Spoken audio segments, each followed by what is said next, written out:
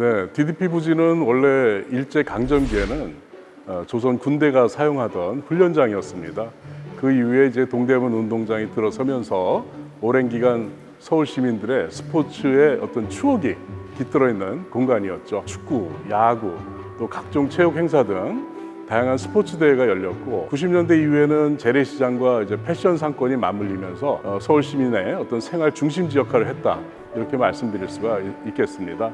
여기가 이제 중심적으로 이제 그 패션의 중심지였는데 2000년도 들어서서 이제 온라인 쇼핑몰이 되면서 그때부터 이 오프라인 시장이 좀 어려움을 겪게 됐습니다. 주변 시설이 많이 노후화되고 그다음에 어느 정도 그 공간적 한계가 있기 때문에 이곳을 철거할 수밖에 없었던 그런 상황이었습니다. 처음에 이 동대문 부지는 굉장히 이제 시민들의 기억에 되게 좋은 그 기억이 될 수는 있지만 또 어떤 면에서는 정비가 좀 더 필요한 그런 공간이었을 수 있었을 것 같습니다.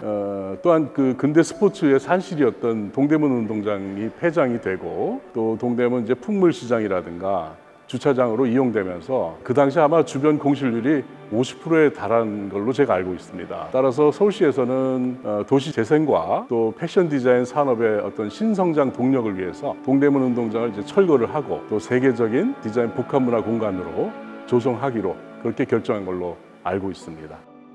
한국 근대체육의 산실이었던 서울의 동대문 운동장이 역사 속으로 사라집니다. 서울시는 동대문 운동장 부지에 녹지공원을 조성하고 패션과 디자인 산업을 선도할 디자인 컴플렉스를 조성하기로 했습니다. 26,700평의 부지 가운데 21,600평이 다목적 공원으로 바뀌어 숲과 화초단지, 이벤트 공연장, 동대문 운동장의 역사를 알리는 조형물 등이 조성됩니다. 정보의 교류와 나아가서는 내재화 이러한 것이 어우러진 어떤 콤플렉스적인 그런 다목적 공간으로서의 공원을 이야기하는 것입니다. DDP의 건립 과정은 2006년도에 서울시 균형발전 계획 강북도심 부활 프로젝트와 함께 동대문 역사문화공원 활성화와 관련된 그런 프로젝트를 진행하게 됩니다. 그러면서 동대문 운동장을 공원화하고 디자인 컴플렉스를 계획을 하셨습니다. 그래서 2007년도에 이 디자인 컴플렉스 계획을 하면서 서울이 2010년도 세계 디자인 수도로 지정이 되었는데 그때 동대문 디자인 플라자를 이렇게 만들겠다라는 그 계획이 세계 디자인 수도로 선정되는데 아주 커다란 공헌을 했습니다.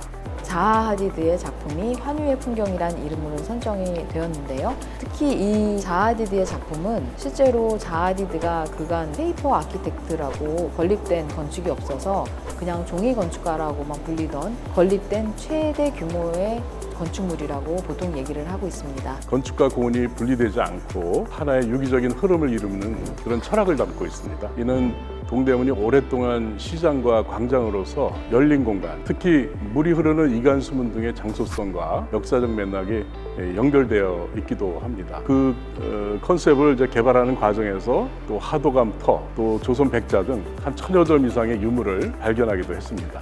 그리고 2009년부터 13년까지 본격적으로 이제 개발이 되면서 2014년 3월 달에 개관을 했습니다.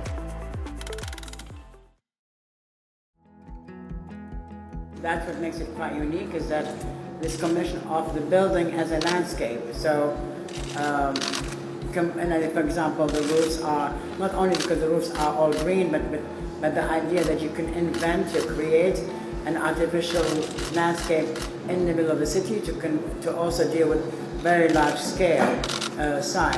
자하 하디드가 연기가 휘몰아치는 그런 모습을 보고 만들었다고 하더라고요. 건축물이 곡선이더라도 보통 직선이 많고 곡선이라고 하더라도 정해진 치수에 의해서 그려진 곡선입니다. 예를 들어서 반지름이 몇이고 지름이 몇인 그런 곡선들인데 이 DDP의 곡선들은 완전한 자유곡선이거든요. 그런데 기존에 있었던 방법들로는 제대로 구현이 되지 않았습니다. 왜냐하면 기존의 방법들은 정해진 치수에 의해서 휘거나 당기거나 누르거나 이런 방법들이 있기 때문에 이 DDP를 구현해내는 데는 적합하지 않았던 거죠.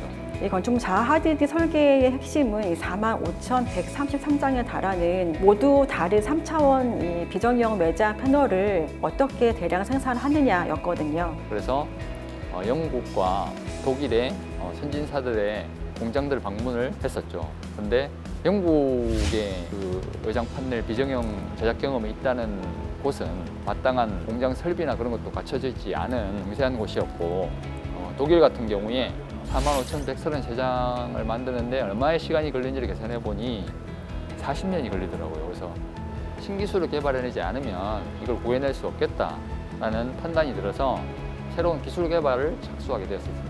이를 구현하기 위해서 전 공정에 걸쳐서 BIM이라고 하는 3D 설계 방식을 도입을 했는데요. 빌딩 인포메이션 모델링이라는 최첨단 3D 모델링을 할 수 있는 건축 설계 기법을 도입해서 DDP가 만들어졌고요. 우리나라의 BIM이라는 것이 좀 생소한 시기였습니다. 그래서 이 DDP 프로젝트가 국내 최초로 프로젝트 처음부터 끝까지 BIM을 적용한 프로젝트였고, 그것을 검토하는 이제 설계 검토 단계부터 수를 했고, 그 다음에 이 비정형 처음에 공원 부분부터 먼저 준공을 했거든요. 3차원 노출 콘크리트를 어떻게 구현해낼 것인가 라는 것을 BIM으로 검토를 했었고, 그 다음은 이 구조체를 이루기 위한 3차원 철골을 또 생산해내는 것, 그 방법에 대해서 연구를 했었고, 3차원 비정형 외장 패널을 만들어내기 위해서 서브 프레임인 스페이스 프레임과 외장 패널 제작 방안에 대해서 연구를 했고, 최종적으로는 내부 마감재, 또 비정형으로 되어 있기 때문에 그것을 어떻게 만들어낼 것인가에 대해서 검토하고 실현해 나가는 그런 작업을 마지막 단계까지 했습니다. 그런 것들을 이제 해결하는 것들은 이제 기술적으로 해결을 하면서 그 어려움을 극복했었는데, 또 한 가지의 문제가 있었죠. 그건 바로 상인들의 반발이었습니다. DDP 주변에 노점 상인들이 많았었던 시기였거든요. 그래서 DDP 개관을 위해서는 부득이하게 노점상 상인들을 다른 곳으로 이전을 추진해야 될 필요성이 있었습니다. 상인들은 자기 생존권에 문제가 걸려 있어서 그때는 너무 이제 저희가 일하기 어려울 정도로 좀 반발이 좀 심했던 상황이었어요. 솔직히 말씀드리면은 좀, 왜냐하면 여기가 삶의 터전이기 때문에 이렇게 큰 건물이 들어서서 과연 우리한테 어떤 효과가 있을까, 또 아니면은 어떤 피해가 있을까, 그런 염려가 많았던 건 사실이었고, 그 풍물 시장에 입점해 있던 이제 그 상인들이 반발이 거셌습니다. 반발이 너무 심해가지고. 그 다음에 이제 DDP 만들 때 한 분 한 분이 다 생계를 책임지고 있는 가장들이신데, 그분들은 거기서 쫓겨나면 정말 생계가 막연해지는 분들이기 때문에 때로는 거기 이 포장마차 운영할 때 쓰는 그 가스통 붙잡고서 터뜨리고 나도 죽겠다 뭐 이런 사람들도 있었고, 그런 어려움을 겪었는데 그 서울시와 재단이 거기에 대해서 적절히 또 대체 공간도 마련해주고 그렇게 함으로써 점차 수용하게 됐습니다. 여기 이제 정비 사업을 진행을 하면서 상인 대표 되시는 분과 이제 자주 대화를 하는 기회가 있었는데요. 그 대표님 하시는 말씀이, 그 당시에는 서울시가 이제 정책적으로 이 DDP 개발을 해야 되기 때문에 본인들은 다른 장소로 갈 수밖에 없었지만, 서울시가 배려를 해서 DDP 주변에 영업 장소를 마련해주고 그 장소에서 지금까지 영업을 할 수 있게끔 해주셔서 정말 고맙다라는 말을 자주 들었습니다. 서울시가 이제 DDP를 중심으로 해서 매번 또 행사가 있을 때마다 주변 상가의 그 대표들을 VIP로 초청해서 함께하고, 재단에서도 함께 소통을 많이 하고 있습니다. 사실 2014년도 개관 전에는 상인분들의 반응들이 되게 안 좋으셨어요. 근데 2018년도에 저희가 조사를 진행한 다음에는 매출에 대한 기여도도 거의 20% 이상 상승했다라고 말씀을 주셨고, 또 한 가지는 이제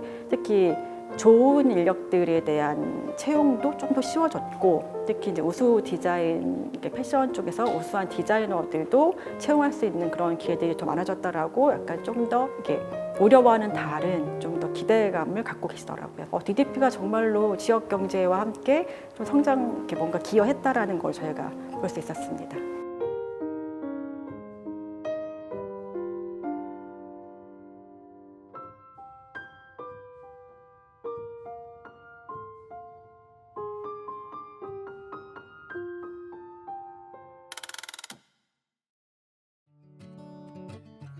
개관 10년을 맞은 지금의 DDP는 디자인 성지로 서울의 대표 랜드마크로 자리 잡았다는 평가입니다. 2014년 개관 당시만 하더라도 우주선을 연상시키는 독특한 외관 때문에 애물단지 취급을 받았습니다. 하지만 10년 만에 1억 명이 넘는 방문객을 기록하며 서울의 대표적인 랜드마크로 거듭났습니다. 기획 전시와 포럼 187회, 대관 행사 659회 등 총 846회를 개최했습니다. 방문객은 첫 해 688만 명에서 지난해에는 역대 최다인 1,375만 명이 찾았습니다. 여기에 누적 수익 1,562억 원으로 재정 자립도 또한 100%를 돌파했습니다. 10년 전 적자 운영에 대한 우려를 뒤집은 성과입니다. 이제 DDP는 기업에는 성장의 기회를, 시민들과 관광객들에게는 디자인과 예술문화 체험 기회를 제공하는 명, 실, 상부한 서울의 랜드마크로 자리 잡게 되었습니다. 개관했던 2014년도에는 거의 한 700만 정도가 방문했다고 한다면 작년에 2024년도에 재단 내부 자료에 의하면 거의 1,700만 정도가 방문했기 때문에 거의 한 100배 정도 성장한 걸 알고 있고, 저희가 시설 가동률은 평균 한 80%에 이르기 때문에 사실상 연중 풀가동 상태이고요. 또 디자인 뮤지엄은 벌써 2028년까지 행사 일정이 다 예약이 완료된 상태입니다. DDP의 탄생은 어쩌면 프랑스 뽕피두 센터의 탄생과 유사한 점이 많습니다. 상당히 낙후됐던 파리의 한 부분을 뽕피두 센터가 들어섬으로 그 지역 전반이 문화 인프라가 형성이 되고 그 지역 자체가 다시 개발되는 역할을 했습니다. 이 DDP의 탄생은 어쩌면 고전적이고 어쩌면 낙후됐던 기반 시설이 주변의 산업이 문화를 숨쉬게 됐고, 그리고 기존에 존재했던 그 풍물 시장이라든가 여러 가지 인프라들이 이 DDP와 함께 융합되면서 훨씬 더 좋은 편의 시설과 그리고 접근성 면에서 더욱 편해졌다고 생각을 합니다. DDP는 강북의 코엑스라는 이름으로 전시 컨벤션에 대해서 많은 행사들을 진행을 하고 있습니다. 특히나 디자인이 특화된 그런 행사들이 굉장히 많이 진행되고 있는데, 샤넬, 디올, 구찌 같은 그런 글로벌 명품 브랜드들이 DDP에서 행사를 지속적으로 해오고 있고, 그리고 살바도르 달리라든지 키스 헤링, 앤디 워홀, 데이비드 호크니 등의 정말 세계적인 작가들이 DDP에서 전시를 진행하고 있고, DDP 전시관은 28년도까지 세계적인 작가들의 작품 전시를 진행할 예정입니다. 애니메이션, 일러스트레이션, 그리고 영화에 이르기까지 다양한 전시를 DDP에서 열었습니다.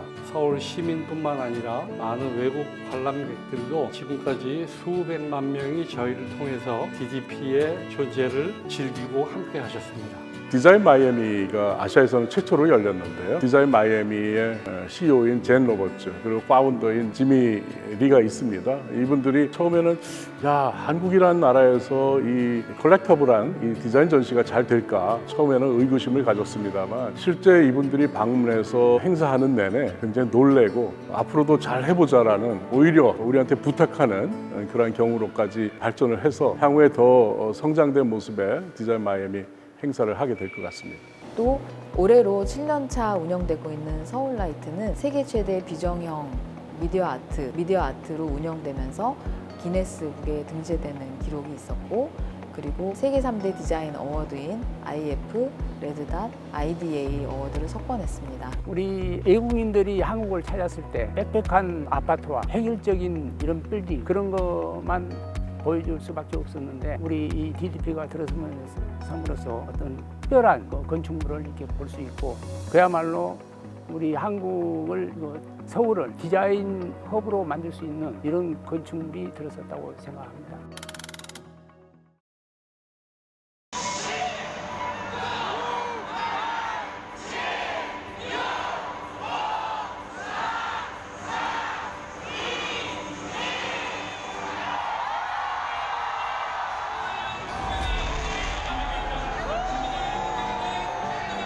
DDP의 미래는 그야말로 도시 경쟁력 제고의 가장 큰 축의 하나라고 생각을 합니다. 서울에 외국인들이 들어와서 마음을 끌어당길 수 있는 건물과 공간이 과연 얼마나 있을까? 세계적으로도 독창성과 건축적 가치를 인정받는 DDP는 그 자체만으로도 돈으로 환산할 수 없는 그런 끌림과 가치를 가지고 있다고 생각합니다. 서울 하면은 그 동대문 디자인 플라자가 가장 대표적인 건물이라고 말씀드릴 수 있겠습니다. 만약에 DDP가 없었다면 전시를 만들어내고 창조하는 가능성이 많이 제한됐을 거라고 생각이 듭니다. 이러한 관점에서 앞으로 DDP가 100년 후에는 서울의 세계적인 유산으로서 남지 않을까라는 생각이 듭니다. 이제는 알리는 것에서 끝나지 않고 서울을 세계화하는 것이 아니라 세계가 서울화하는 그러한 중심의 역할로서 DDP의 역할을 다하도록 하겠습니다.